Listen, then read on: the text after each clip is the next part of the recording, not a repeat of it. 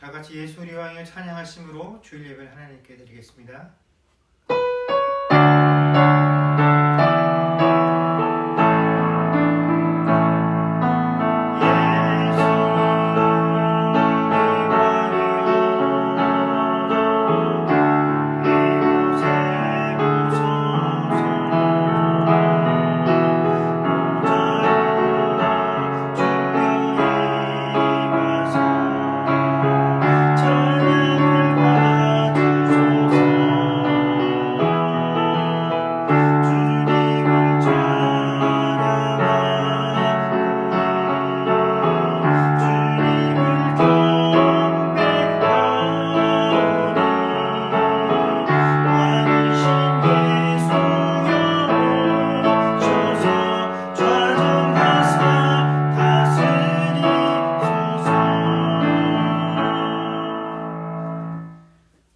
사도신경으로 신앙 고백하시겠습니다. 전능하사 천지를 만드신 하나님 아버지를 내가 믿사오며 그 외아들 우리 주 예수 그리스도를 믿사오니 이는 성령으로 잉태하사 동정녀 마리아에게 나시고 본디오 빌라도에게 고난을 받으사 십자가에 못 박혀 죽으시고 장사한 지 사흘 만에 죽은 자 가운데서 다시 살아나시며 하늘에 오르사 전능하신 하나님 우편에 앉아 계시다가 저리로서 산자와 죽은 자를 심판하러 오시리라. 성령을 믿사오며 거룩한 공회와 성도가 서로 교통하는 것과 죄를 사하여 주시는 것과 몸이 다시 사는 것과 영원히 사는 것을 믿사옵나이다. 아멘. 찬송가 292장 찬양하겠습니다.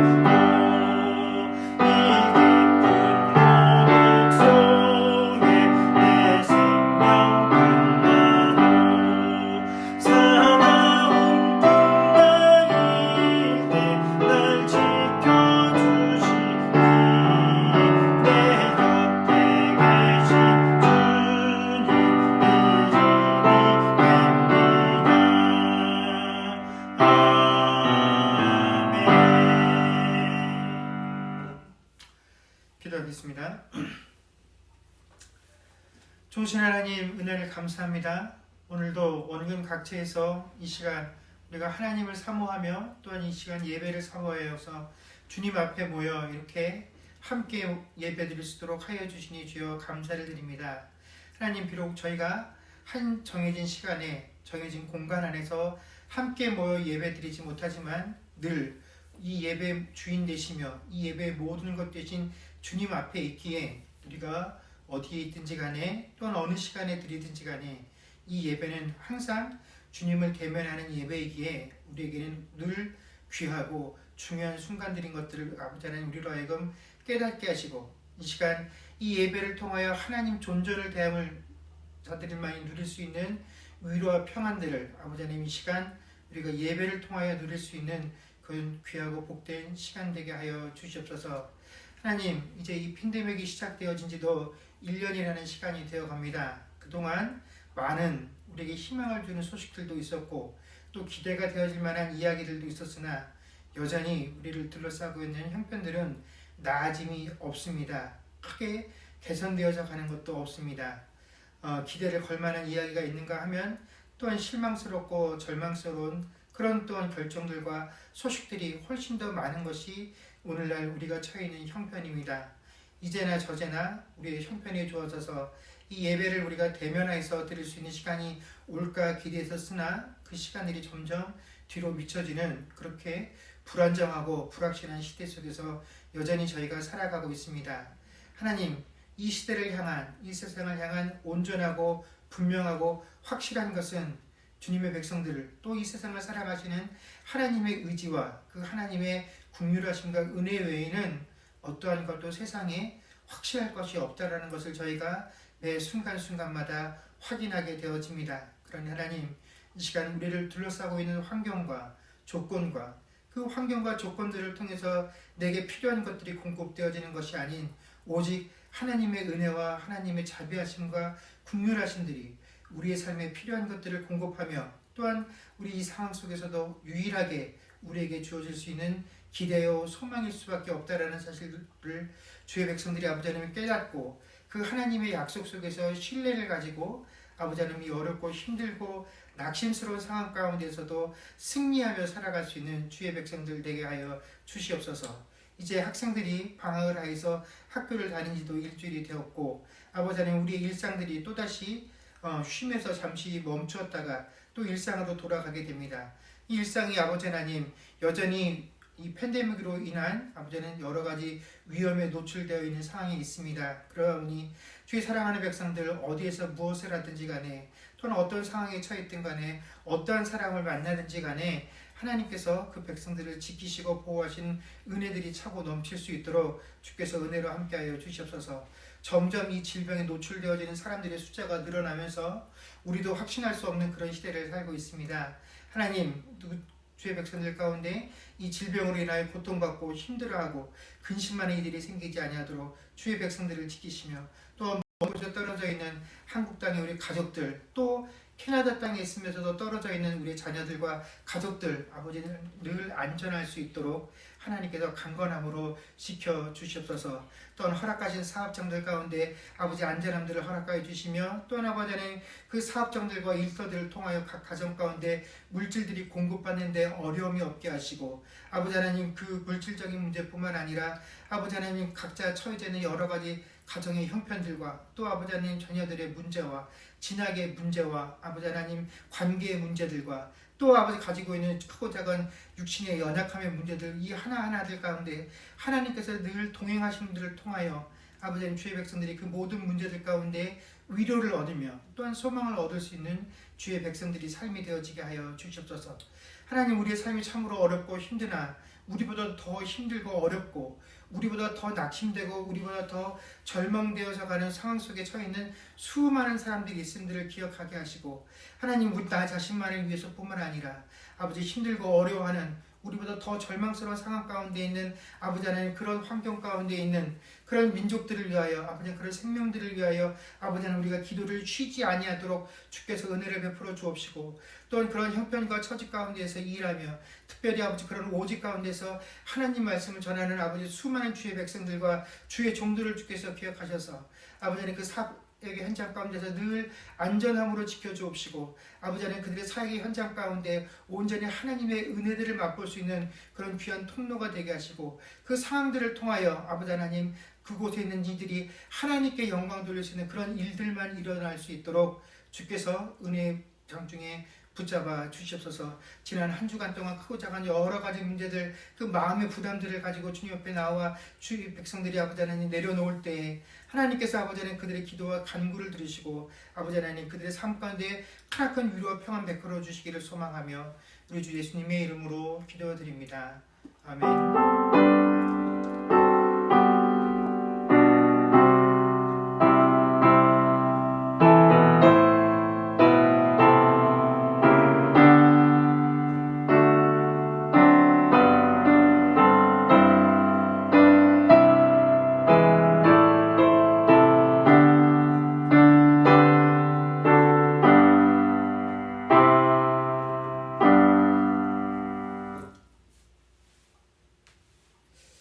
교회 소식 전하겠습니다. 이미 보도들을 통해서 확인을 하셨겠지만 주정부 방침에 따라서 종교 모임이 1월 말까지 금지가 되었습니다. 누구도 확신하고 장담을 할 수 없는 상황이지만 하루속히 저희가 단순히 예배를 모일 수 있는 그런 환경이 아니라 캐나다에 속해 있는 많은 사람들이 더 이상 이 질병의 문제들 때문에 근심하고 걱정하는 일들이 생기지 않도록 어쨌든 우리들의 눈에 좀 숫자적으로라도 환자들의 숫자가 줄어들고 있다는 게 보여졌고 확인이 되어야 저희가 좀 더 안심할 수 있는 그런 상황이 될 수 있을 거라고 생각을 합니다. 어렵고 힘든 것은 분명히 명백한 사실이나 이것들이 속히 개선되어질 수 있도록 함께 기도해 주시면 감사하겠습니다. 하나님 말씀 보겠습니다. 하나님 말씀은 누가복음 4장 16절에서 30절까지 말씀입니다.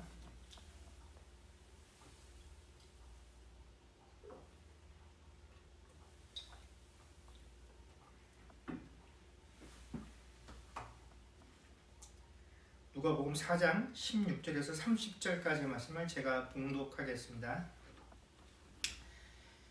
예수께서 그 자라나신 곳 나사렛에 이르사 안식일에 늘 하시던 대로 회당에 들어가서 성경을 읽으려고 서심해 선지자 이사야의 글을 들이거늘 책을 펴서 이렇게 기록된 데를 찾으시니 곧 주의 성령이 내게 임하셨으니 이는 가난한 자에게 복음을 전하게 하시려고 내게 기름을 부으시고 나를 보내사 포로된 자에게 자유를 눈먼 자에게 다시 보게 함을 전파하며 눌린 자를 자유롭게 하고 주의 은혜의 해를 전파하게 하려 하심이라 하였더라. 책을 덮어 그 맡은 자에게 주시고 앉으시니 회당에 있는 자들이 다 주목하여 보더라. 이에 예수께서 그들에게 말씀하시되 이 글이 오늘 너희 귀에 응하였느니라 하시니 그들이 다 그를 증언하고 그 입으로 나오는 바 은혜로운 말을 놀랍게 여겨 이르되 이 사람이 요셉의 아들이 아니냐. 예수께서 그들에게 이르시되 너희가 반드시 의사야 너 자신을 고치라 하는 속담을 인용하여 내게 말하기를 우리가 들은 바 가버나움에서 행한 일을 내 고향 여기서도 행하라 하리라. 또 이르시되 내가 진실로 너희에게 이르노니 선지자가 고향에서는 환영을 받는 자가 없느니라. 내가 참으로 너희에게 이르노니 엘리야 시대에 하늘이 3년 6개월간 닫히어 온 땅에 큰 흉년이 들었을 때 이스라엘에 많은 과부가 있었으되 엘리야가 그 중 한 사람에게도 보내심을 받지 않고 오직 시돈 땅에 있는 사렙다의 한 과부에게 뿐이었으며 또 선지자 엘리사 때에 이스라엘에 많은 나병 환자가 있었을 때 그 중에 한 사람도 깨끗함을 얻지 못하고 오직 수리의 사람 나아만 뿐이었느니라. 회당에 있는 자들이 이것을 듣고 다 크게 화가 나서 일어나서 동네 밖으로 쫓아내어 그 동네가 건설된 산 낭떠러지까지 끌고 가서 밀쳐 떨어뜨리고자 하되 예수께서 그들 가운데로 지나서 가시니라. 아멘. 우리가 지난주에 예수님께서 그 마귀에게 3가지 시험을 당하시는 내용들을 살펴보았습니다. 예수님께서 마귀에게 시험을 당하신 후에 그 시험을 당하셨던 남쪽 광야를 떠나서 북쪽 갈릴리 지역으로 이동을 하셔서 그곳에서 처음 사역을 시작을 하셨습니다. 그곳에서 예수님께서 처음 하셨던 사역의 내용들이 뭐냐면 저희가 요한복음 2장과 5장에서 읽을 수 있는 가나안 혼인잔치에서 물이 변하여 포도주가 되게 하신 그 사건들, 또 성전을 깨끗하게 하신 사건, 그 다음에 요한복음 5장에 등장하는 왕의 신하의 아들의 병을 고쳐준 이런 사건들이 예수님께서 처음으로 행하신 갈릴리 사역의 내용들입니다. 그래서 저희가 오늘 읽지는 않았지만 14절과 15절에 보면 예수께서 성령의 능력으로 갈릴리에 돌아가시니 그 소문이 사방에 퍼졌고라고 말할 때 이 소문의 내용들이 바로 그 요한복음 2장과 5장에 등장하는 내용들입니다. 그래서 이러한 예수님께서 벌이신 이적들로 인해서 이미 예수님께서 갈릴리 여러 지역에 소문이 자자했었고 그 소문을 토대로 해서 예수님께서 회당에서 사람들에게 말씀을 전하는 사역들을 감당을 하셨습니다. 그렇게 갈릴리 여러 지역을 다니시면서 말씀을 전하셨던 예수님께서 드디어 예수님께서 자라나셨던 이 나사렛이라는 동네에 도착을 하게 되셨죠. 그리고 이 나사렛에서도 늘 하시던 대로 회당에 들어가셔서 말씀을 읽고 말씀을 선포하시는 일들을 하셨습니다. 자, 우리가 예수님께서 회당에서 말씀을 전하셨대라고 성경이 기록을 하고 있으니까 이걸 그냥 너무 당연한 것처럼 여기지만 사실은 이 회당에서 말씀을 읽고 가르치는 일은 아무나 할 수 있는 일이 아닙니다. 회당에서 이 말씀을 전하는 일은 그 회당장이 요청하고 허락한 사람만이 할 수 있는 일입니다. 그래서 성경을 회당에서 읽는 것은 순번대로 돌아가면서 할 수 있지만 그 읽은 말씀을 설교하는 것은 회당장이 꼭 어떤 랍비에게 찾아가서 이번 안식일 때 저희에게 오셔서 말씀을 좀 가르쳐 주십시오 라고 초청을 받은 사람이거나 아니면 아주 유명한 랍비가 그 지역을 지나가다가 머물게 되었을 때 그냥 저희 마을에 오셨으니 한번 오셔서 말씀을 전해 주십시오 라고 이렇게 초청을 받은 경우에만 그 회당에 가서 말씀을 전할 수 있다라는 것입니다. 그렇기 때문에 예수님께서 그 당시에 회당에 들어가셔서 말씀을 전하셨다라는 것은 그 당시에 많은 사람들이 이미 예수님을 어떻게 받아들이고 있었냐면 예수님을 랍비의 한 사람으로 인정하고 있었다라는 것입니다. 그리고 나사렛 자신이 자라나셨던 그 동네에 오셔서도 회당에서 말씀을 전하셨다라는 것은 이 나사렛의 주민들 역시 예수님을 자기 동네에서 배출한 아주 유명하고 뛰어난 랍비의 한 사람으로 인정을 했다라는 것입니다. 그래서 오늘 이 예수님께서 나사렛에 오셔서 그들에게 회당에서 말씀을 전하셨을 때 그 회당에 있었던 사람들이 예수님을 맞이했었던 마음이 어떤 거냐면 신기하고 놀라운 거죠. 야, 우리 동네 같이 이 나사렛 작은 동네에서 이렇게 유명한 랍비가 탄생했대. 근데 그 사람이 지금 갈릴리 전 지역에서 명성을 얻고 있는데 그 사람이 드디어 자신의 동네에 돌아왔대. 어디 가서 한번 그 사람의 이야기를 들어보자 하는 심정으로 예수님 앞에 사람들이 모여들었다라는 것입니다. 그러니까 지금 예수님께서 이 나사렛 회당에서 말씀을 전하시는 상황은 우리말로 치면 뭡니까? 금이 환영을 하셔서 동네 사람들이 지금 그것을 환영해주고 있는 그런 모습이다라는 것입니다.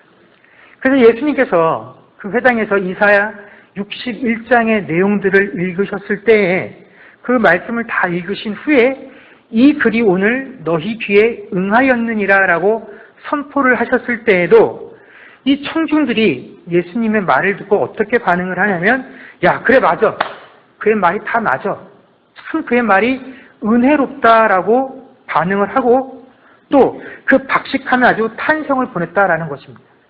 저희가 읽다 보면 이 사람이 요셉의 아들이 아니냐 하는 그 표현이 이 사람을 비난하려는 게 아니라 야, 우리가 알고 있었던 그 요셉의 아들이 아니다. 언제 이렇게 똑똑한 사람이 돼서 이렇게 놀라운 말을 전하고 있느냐 하는 그 경이로움과 탄성을 섞은 말이 이 사람이 요셉의 아들이 아니냐 하는 이 표현이다라는 것입니다. 그런데 이렇게 예수님이 전하는 말 한마디 한마디마다 경이로움을 담아서 표현했었던 이 나사렛 주민들이 28절을 보면 예수님께 갑자기 태도가 돌변해서 이 예수님을 죽이려 하고 있는 것을 우리가 확인하게 됩니다. 도대체 그 짧은 시간 안에 어떤 일이 벌어졌기에 그토록 예수님에 대해서 호의적인 마음을 가지고 있었던 이 나사렛 주민들이 그 마음을 바꿔 예수님을 죽이려 하게 된 것이냐. 여러분, 예수님께서 회당에서 읽으셨던 이 이사야 61장의 배경은 이렇습니다. 아직 이스라엘이 바벨론의 포로가 되기 전에 이사야가 하나님의 예언을 받아서 이제 이 이스라엘이 멸망해서 바벨론의 포로가 될 것을 예언을 하고, 그러나 포로가 되었다가 나중에 다시 그 포로에서 회복되어져서 돌아오게 될 것이다 라는 사실을 쭉 설명하고 있는 것이 이사야 61장의 내용입니다. 그리고 그 이사야가 예언했던 대로 이스라엘 백성들은 바벨론에서 75년간 종살이를 하고 해방되어서 다시금 그 땅에 돌아와서 이스라엘이라는 나라를 재건했죠. 그 재건된 나라에서 지금 예수님 시대의 사람들이 살고 있었다라는 것입니다. 이렇듯 이사야의 예언은 이미 모든 것이 다 어떻게 된 것입니까? 실현되어진 상태였고 상황이었다라는 것입니다. 근데 그럼에도 불구하고 예수님이 살았던 그 시대의 사람들은 여전히 이사야 61장의 내용들이 자신들의 삶 속에서 이루어지기를 바라고 또 이 일을 이룰 메시아가 오기를 학수고대하는 삶을 살고 있었다라는 것입니다. 이미 포로 생활에서 돌아와서 자신들의 나라를 세웠음에도 불구하고 왜 이 이스라엘은 아직도 해방을 주장하고 자신들을 해방시켜줄 메시아를 고대하고 있었느냐?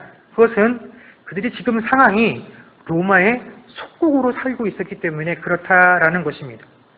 그래서 오늘 예수님께서 읽으셨던 이 이사야 61장은요, 그 당시 암울한 상황이 처해 있었던 그 이스라엘 백성들에게 희망을 주는 메시지였기 때문에 예수님 말고도 이미 그 당시에 많은 랍비들에 의해서 회당에서 설교가 되어졌던 아주 유명한 그리고 인기 있는 설교의 본문이었다라는 것입니다. 그래서 많은 사람들이 이 이사야 61장의 내용 듣는 것을 좋아했다라는 것이죠. 그래서 예수님께서 이 이사야 61장을 읽으시고 이 글이 오늘 너희에게 응했다라고, 지금 내가 이 글이 응했다라는 것을 선포함으로 너희들이 그렇게 학수고대하고 있었던 메시아가 나라는 사실을 그들에게 간접적으로 선포하셨음에도 불구하고 이 이스라엘 백성들이 뭐라고? 당신이 메시아라고 그렇다면? 하고 그 예수님이 전한 메시지에 대해서 놀라움으로 반응을 하고 진짜가 맞는지에 대해서 의문을 가진 것이 아니라, 야, 어쩌면 그렇게 우리가 듣고 싶은 내용을 딱 꼬집어서 이야기하는지, 예수님께서 읽으셨던 그 내용에 그저 그들은 감탄할 뿐이었다라는 것입니다. 여러분, 만약 그들이 정말로 예수님께서 이사야 61장을 다 읽으시고 이것이 너희에게 응했다, 내가 지금 너희들 앞에 메시아로 서 있다라는 사실, 그것을 그들이 진지하게 받아들였다라고 한다면 아마 그 이야기를 듣자마자 그 회당 안은 난리가 났을 겁니다. 네가 정말 메시아라고? 그 진위 여부를 따지기 위해서 그 안에 있었던 사람들이 결코 예수님을 그냥 둘 수 없었다라는 것이죠. 그런데 이 사람들은 거기에는 관심이 없었습니다. 예수님이 전한 메시지가 그냥 내 마음에 들었다는 것, 내가 듣고 싶은 그 내용이었다라는 것만으로 이미 만족하고 있었다라는 것이죠. 이렇게 예수님께서 전하셨던 그 모든 내용에 그곳에 참석했던 모든 사람들이 만족하고 있을 때 딱 한 분이 그 상황에 만족을 하지 못하셨습니다. 그분이 누구시냐면 바로 예수님이시다라는 것입니다. 그래서 오늘 예수님께서 자신에게 이렇게 호의적인 반응을 베풀고 있는 그 회당에 참석했었던 나사렛 주민들을 향해서 지금 시비를 거시고 계신 것입니다.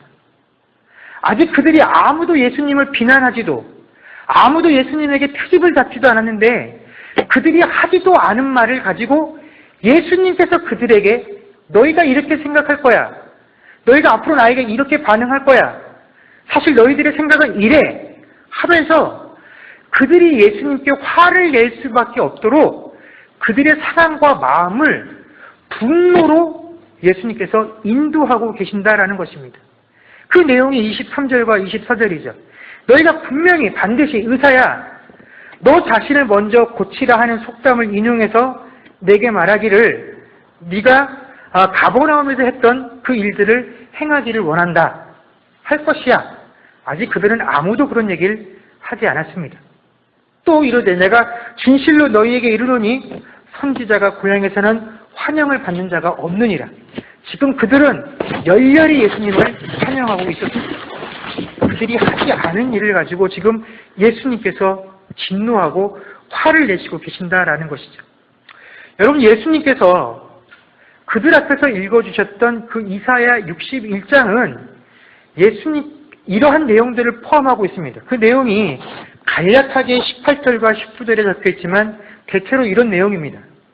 가난한 자들에게 복음이 전파되고 포로가 된 자들에게 자유를, 또 눈먼 자들이 보게 되고 압제를 받고 눌린 자들이 자유를 얻게 될 것이다 라는 내용입니다.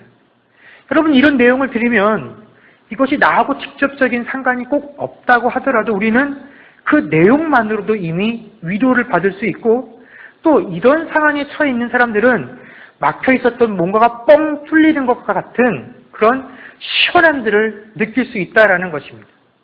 그래서 많은 사람들이 이 이사야 61장을 읽고 감동을 받는 이유가 바로 이러한 내 아픈 부분들을 회복시켜주는 내용들을 담고 있기 때문에 여기에 감동을 받는 것이죠. 지금은 내가 비록 어렵고 힘들지만 하나님께서 언젠가는 이 모든 것들을 다 채워주시고 지금 내가 당하고 있는 이 어려운 상황들을 역전시켜 주셔서 반대가 되는 결과가 내 삶 속에 이루어지게 될 것이다라는 믿음을 가지고 이 이사야 61장을 대한다라는 것입니다. 그런데 여러분, 예수님이 이사야 61장을 그 백성들에게 읽어주신 의도는 그들이 원하는 것과는 전혀 다른 데 있었다라는 것입니다. 그래서 그것들을 이 백성들이 알아차리지 못했기 때문에 그것으로 인해서 지금 예수님께서 그들에게 시비를 거시는 것이죠. 지금 이사야 61장을 읽으셨던 예수님의 의도는, 예수님의 관심은 너희들이 어떻게 회복되어질까 하는 것이 아니라 왜 이들이 포로가 될 수밖에 없었느냐 하는 그 이유에 관심과 초점을 가지고 계셨다라는 것입니다. 도대체 왜 하나님께 선택받은 민족이다라고 스스로 자부심을 느끼고 살아갔던 이 이스라엘 백성들이 그토록 경멸하고 조롱했었던 그 이방인들의 손에 의해서 이토록 어처구니 없는 이런 참담한 일을 당하게 된 그 이유가 도대체 무엇이냐? 그 이유들을 살펴보았더니 이스라엘 백성들이 하나님을 거역했기 때문에 그렇다라는 것입니다. 바로 그 사실을 이 백성들에게 말하기 위해서 이사야 61장을 읽으신 거죠. 이스라엘 백성들은 그들이 이 압제당하고 포로와 같은 생활, 이 눈이 먼 것과 같은 이 답답한 생활 속에서 회복되기를 원했지만 예수님께서는 너희가 진정으로 회복되기를 원한다고 한다면 진짜 문제의 원인이 무엇인지를 발견하고 그 원인을 고치지 않는 한 너희들에게는 회복이 없다라는 것을 말씀하고 싶은 것입니다. 우리들은 회복이 중요하지만 예수님께서는 그 문제의 원인이 무엇이냐, 원인을 발견하고 고치자 하는 것이 예수님의 의도다라는 것입니다. 그 원인을 고치지 않는 한 우리가 원하는 회복은 절대로 우리의 삶 속에서 일어날 수 없기 때문에 그렇다라는 것이죠. 그런데 이스라엘 백성들은 자신들의 문제를 어떻게 받아들였냐면 이것이 정치적이고 경제적인 어려움의 문제다라고 받아들였다라는 것입니다. 우리가 로마보다 힘이 없어서 그들과의 전투에서 패했기 때문에 그 결과 우리가 정치적으로 독립하지 못하고 경제적으로 그들에게 수탈을 당하고 있다라고 여긴 것입니다. 그렇기 때문에 나는 그냥 피해자일 뿐이다라고 이 백성들이 여기게 되었죠. 그러다 보니 자신들에게 필요로 하는 존재는 어떤 존재입니까? 바로 이 경제적이고 군사적이고 정치적인 어려움들을 해결해 줄 수 있는 그러한 존재로서의 메시아를 그들이 원한다라는 것이죠. 그들이 내가 항상 피해자라는 의식을 가지고 있는 한 그들의 의식 속에는 나의 죄라는 문제에 대해서는 도무지 생각할 수 있는 공간이 존재할 수 없다라는 것입니다. 그런데 예수님께서는 앞으로 그들에게 무엇에 대해서 이야기하실 것이냐면 너희들의 죄에 대해서 이야기할 거야. 너희들이 얼마나 죄악된 민족이고 너희가 얼마나 하나님 앞에 패역한 족속인지를 이제부터 내가 끊임없이 너희에게 되새길 거고 알려줄 거야. 이것을 하실 것이기 때문에 예수님께서 선지자의 이야기를 꺼내셨다라는 것입니다. 여러분, 왜 선지자가 고향에서 환영을 받지 못하겠습니까? 여러분, 선지자가 뭐 하는 사람들입니까? 선지자는 하나님의 말씀을 받아서 그 말씀을 대신 하나님의 백성, 하나님의 나라에 속한 그 족속에게 그 말씀을 전하는 것이 이 선지자들의 역할입니다. 그래서 하나님의 뜻과 그 말씀을 백성에게 전하는 과정 중에 때때로 이 말씀을 개별적인 사람들에게 전할 때가 있습니다. 우리가 다윗과 같은 경우에 그 다윗을 혹은 사울을 왕으로 세우는 과정들 가운데 하나님이 개별적으로 선지자를 통해서 이 사실들을 알려주시죠. 혹은 선지자를 세우시거나 특별한 하나님의 일을 맡길 사람들에게 이렇게 개별적으로 찾아가시는 경우들이 있습니다. 그러나 하나님께서 이렇게 개별적으로 사람을 찾아가서 그 하나님의 뜻과 계획을 알려주시는 과정도 사실 그 사람의 기륭화복에 대해서 알려주시고자 하면 결코 아니다라는 것입니다. 네가 이렇게 하면 잘 될 수 있고 네가 이렇게 하면 못 되니까 이렇게 해라.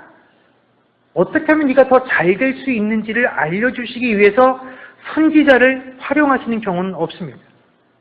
하나님께서 개별적으로 누군가에게 하나님 뜻을 알려주시고 하나님의 계획을 선포하실 때에는 그 사람이 앞으로 이스라엘 백성들이 해야 할 일들에 대해서 예표적인 표징이 되어지기 때문에 그 사람에게 먼저 그 일을 시도하시는 것이지 결코 그 사람 한 명에게만 그 사실을 알리는 경우는 없다라는 것입니다.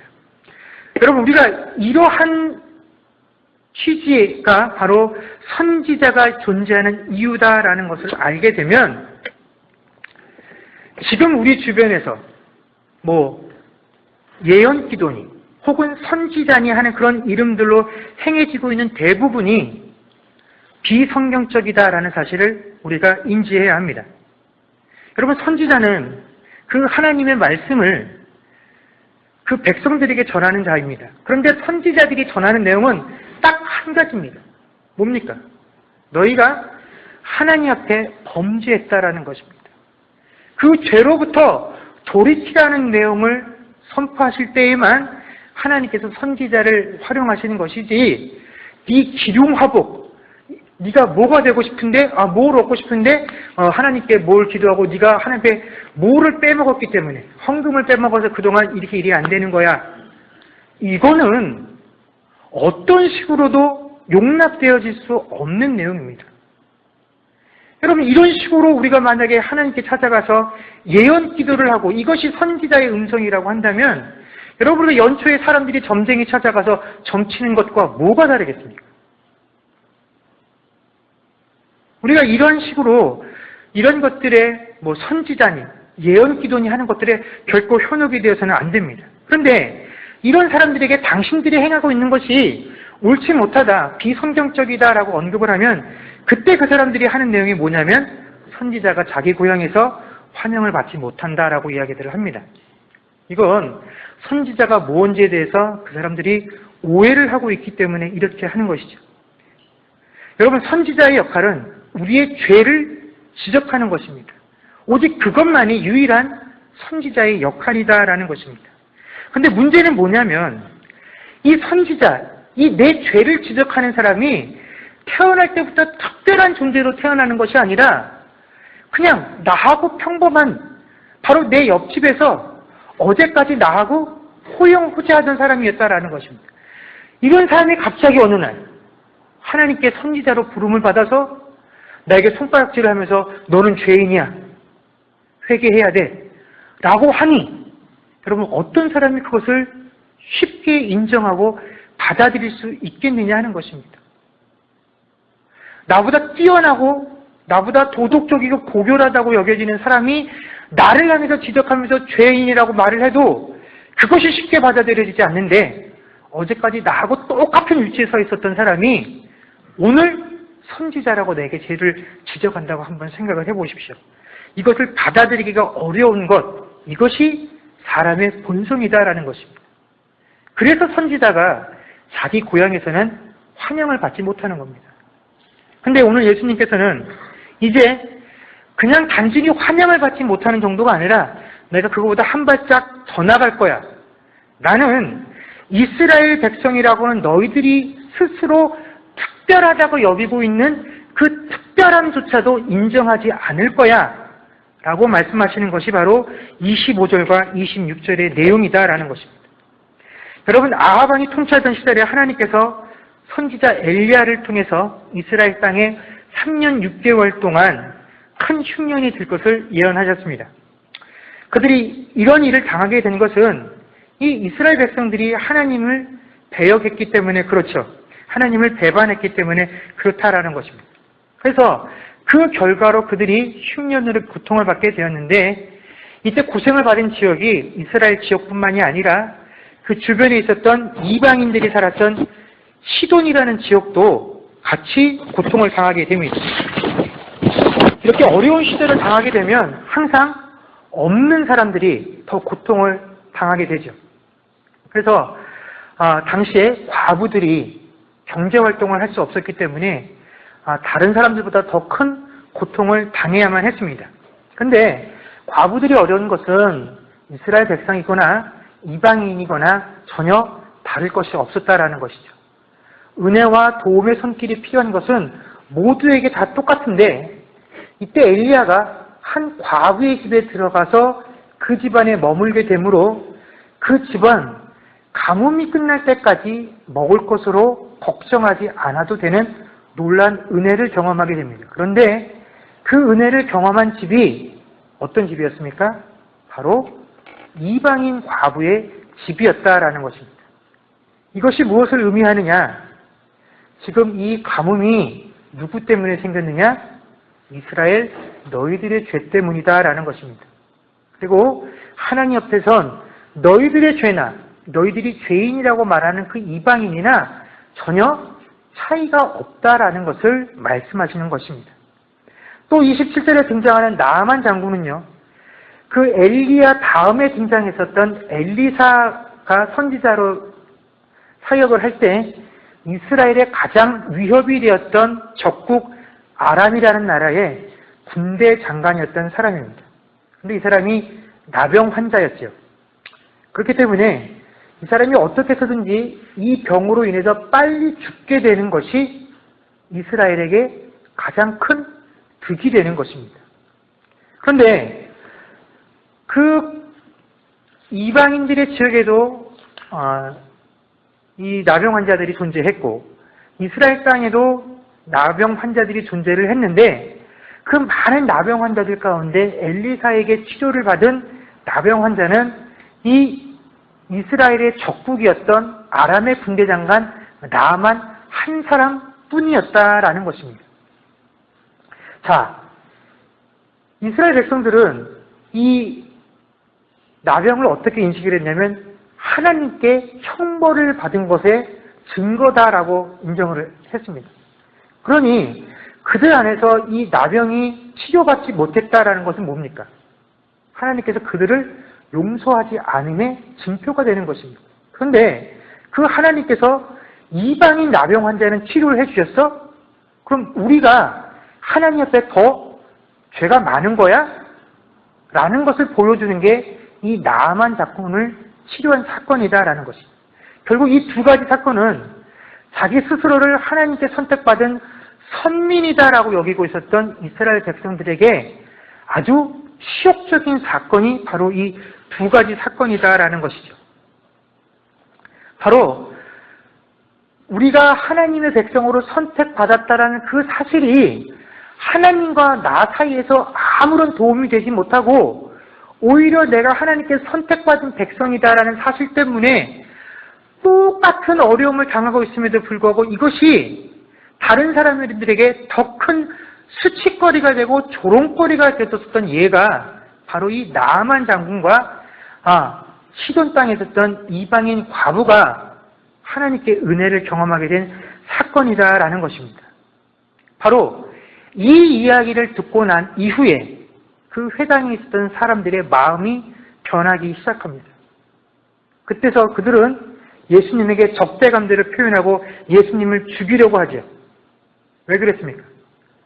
그들은 당연히 나의 원수가 하나님의 원수가 될 것이다 라고 생각을 했습니다. 그래서 내가 원하는 회복의 방법은 내 원수가 망하는 것입니다.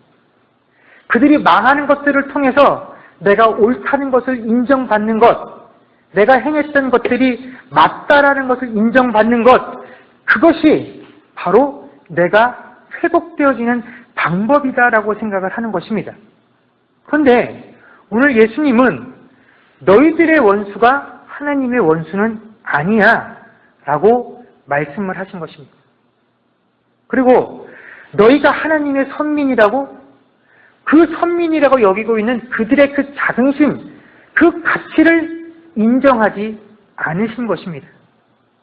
내 원수는, 하나님의 원수는 너희를 힘들게 하고 너희를 어렵게 하는 그 대상, 세상의 패권 정치나 부당한 경제 논리가 아니라 이 땅의 모든 영혼들의 영적인 눈을 가리고 그들로 하여금 이 땅에서 죄의 종살이하게 하는 그 마귀만이 내 원수고 하나님의 원수야.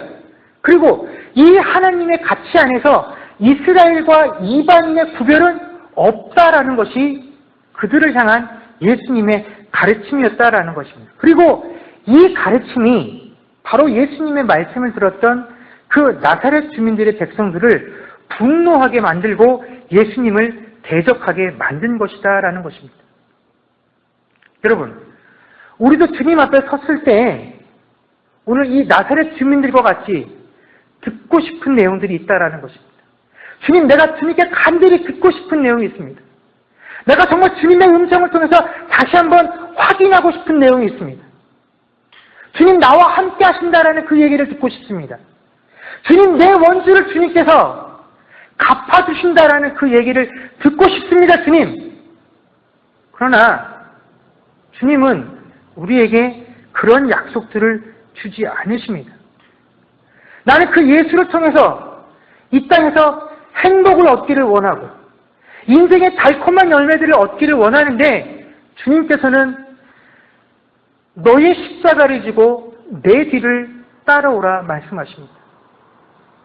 나는 예수님께 내 원수의 문제를 해놓고 이 원수를 갚아달라고 얘기를 하는데 네 원수를 어떻게 처리할 것인지 그 처리의 문제는 나한테 맡기고 너는 그냥 내 뒤를 따라오라라고만 말씀을 하신다라는 것입니다. 우리가 듣고 싶은 내용이 있는데 주님은 우리에게 주님의 이야기만을 들으라고 하신다라는 것입니다. 여러분, 그럴 때 우리는 과연 주님께 어떻게 반응을 합니까? 오늘 이 나사렛의 주민들은 예수께서 너희들이 듣고 싶은 내용이 아니라 내가 전하고자 하는 그 내용을 들으라고 했을 때 그 예수님을 배척하고 예수님을 죽이려고 했습니다. 그러나 최소한 여기 앉아서 하나님의 말씀을 듣는다라고 말하는 우리는 내가 어떻게 감히 예수님을 그렇다고 배척하고 죽이려고 하겠습니까? 저는 그 정도는 아닙니다. 단지 내 마음에 맞지 아니하는 말씀을 주실 때 나는 그 예수님을 내 삶에서 잠시 감출 뿐이죠. 잠시 그 주님을 향한 내 눈을 질끈 한번 감아버리고 그 순간을 모면하려 합니다.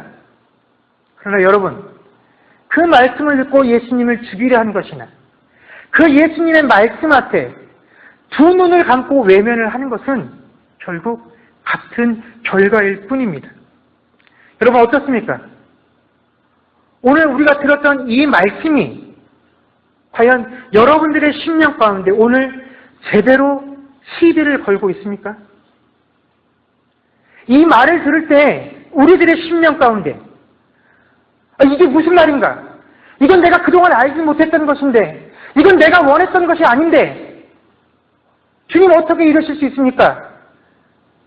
하는 그런 마음들이 우리 가운데 생기느냐 하는 것입니다.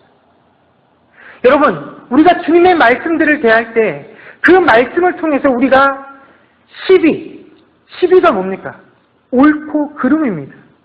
오늘 이 말씀들이 우리의 마음에 닿아서 이 말씀으로 인해서 주님과 시시비비를 제대로 가리지 못하면, 그래서 그 답을 우리가 얻지 못하는 한 우리는 주님께서 그 이후에 우리에게 약속하셨던 그 어떤 참된 안식도 누릴 수가 없다라는 것입니다. 우리의 삶에 주님께서 약속하신 회복이 있을 수 없다라는 것입니다. 왜냐하면 주님께서 우리에게 약속하셨던 회복은 우리가 살아가면서 이 세상 속에서 피곤함으로 잃었던 그 행복의 요소들을 회복하는 것도 아니라, 잃었던 건강을 찾는 것도 아니라, 내 막혔던 문제의 해결됨으로 그것이 회복되어지는 것들이 아니라 하나님과 내 사이의 관계가 회복되어지는 것, 그것을 성경이 우리에게 말씀하시는 하나님과 우리 사이가 회복되어졌다는 그 회복의 참 의미이기 때문에 그렇다라는 것입니다. 여러분, 그렇기 때문에 오늘 이 말씀이 우리 가운데 시시비비를 일으키지 못하는 한 우리는 이 말씀으로 인해서 여러분 오히려 큰 수치를 당하게 될 것입니다. 세상 사람들이 야, 너 하나님 믿는다며 그 말씀 속에 네가 그렇게 애지중지하는 그 성경 말씀 속에 네 모든 문제를 해결하는 방법이 있다며 너 왜 그렇게밖에 못 사냐? 여러분 왜 이렇게밖에 못합니까? 그 말씀이 우리의 심령 가운데 부딪혔을 때 우리가 그 말씀으로 인해서 주님과 우리 사이에 시시비비를 가리지 못하고 있기 때문에 그렇습니다. 그리고 그 그릇된 가운데 우리가 하나님께 순종하지 못하기 때문에 말씀이 우리에게 주어졌으나 그 말씀이 그 이후에 약속하신 그 은혜와 평안을 누리지 못하고 살아간다라는 것입니다. 여러분, 그렇게 있는 한 그 말씀은 우리의 삶을 옥매는 짐이 될 수밖에 없습니다. 안 믿는 자들에게는 수치의 이유밖에 될 수 없다라는 것입니다. 여러분, 부디 오늘 우리에게 주어졌던 이 말씀들이 앞으로 우리가 이 땅을 살아가는 데 있어서 세상 앞에서 또 하나님 앞에서 수치를 당하는 이유가 아니라 하나님 앞에서 온전한 회복으로 인도가 되어줄 수 있는 그런 시시비비를 가릴 수 있는 그런 소망의 말씀들이 되어질 수 있기를 주의 이름으로 간절히 축원합니다. 기도하겠습니다.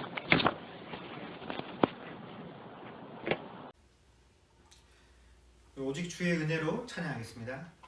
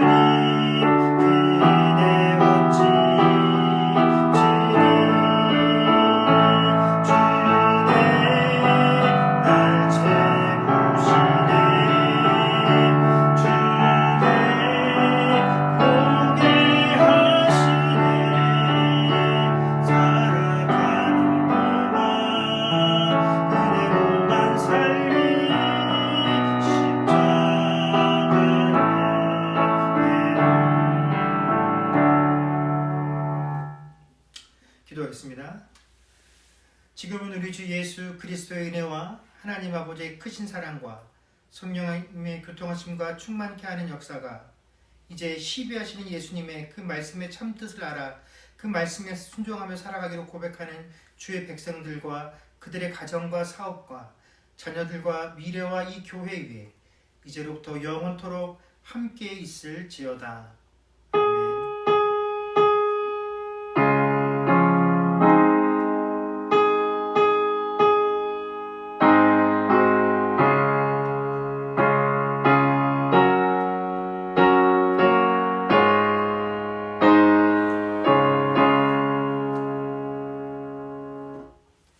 네, 감사합니다. 예배를 마쳤습니다.